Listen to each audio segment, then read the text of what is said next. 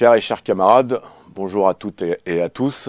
Je vous remercie pour votre invitation à votre 13e congrès et comme vous le voyez, je ne peux être avec vous. En effet, je suis actuellement en déplacement à Mayotte et à La Réunion dans le cadre du lancement de la campagne des élections de la fonction publique.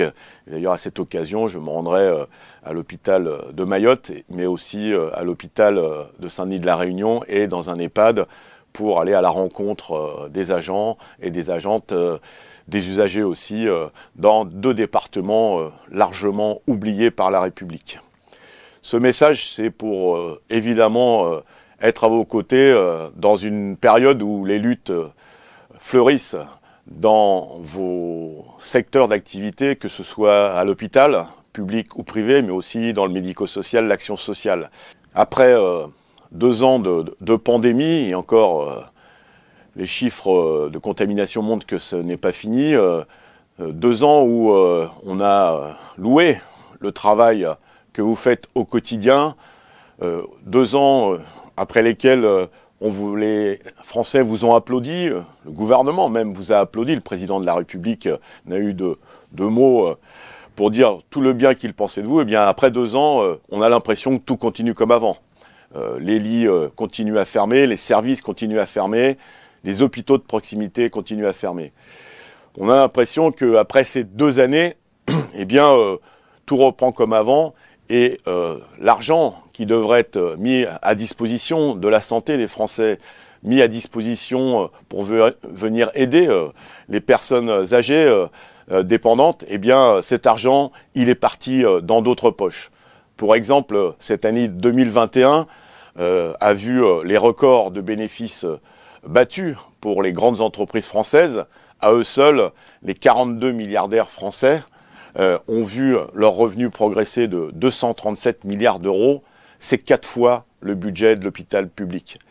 À côté de ça, vos salaires ne sont toujours pas à la hauteur, vos qualifications ne sont pas reconnues et ce n'est pas le Ségur de la santé qui a remédié à ces problèmes. D'ailleurs, parlant de Ségur de la santé, celui-ci a oublié de revaloriser les salaires et les qualifications de tous les travailleurs sociaux. Je pense aux nombreux éducateurs qui travaillent dans les établissements. Et là aussi, il y a besoin de rétablir cette injustice.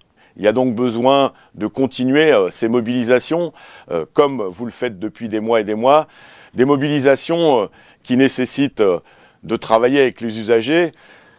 Je l'ai vécu particulièrement il y a quelques jours en allant à Guingamp dans une manifestation avec les soignants mais aussi avec les usagers, une manifestation qui a vu l'arrivée de 1500 personnes pour soutenir la maternité et le bloc opératoire 24 heures sur 24. Mais j'étais aussi aux côtés des camarades que je salue de Neuville-sur-Oise, un EHPAD où les soignants, les personnels sont en grève maintenant depuis plus de 80 jours, en grève pour avoir plus de personnel, pour être reconnus dans leurs qualifications, tout simplement pour pouvoir vivre dignement. Alors, face à ces luttes, face à ces mobilisations, face aux problèmes auxquels vous êtes confrontés, eh bien, il y a besoin d'élargir ces mobilisations.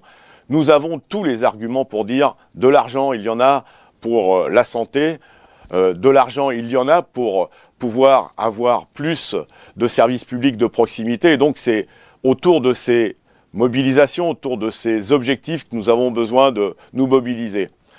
La deuxième chose, c'est que nous avons besoin de parler plus fort de notre proposition confédérale d'une sécurité sociale intégrale.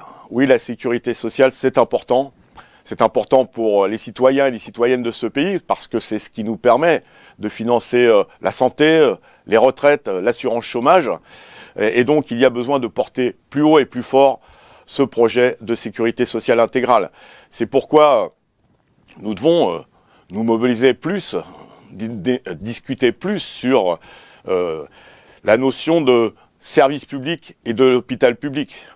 Les scandales Orpea, mais on pourrait élargir ça à Korian et à toutes les entreprises, parce que ce sont bien des entreprises privées qui sont censées s'occuper de nos anciens, montrent que l'argent public, parce que c'est de l'argent public qui sert dans ces établissements, eh bien cet argent public, il va directement dans la poche des actionnaires de ces groupes privés au détriment des résidents et des soignants. Et une nouvelle fois, je tiens à saluer le combat de tous les salariés, beaucoup de femmes qui travaillent dans ces établissements.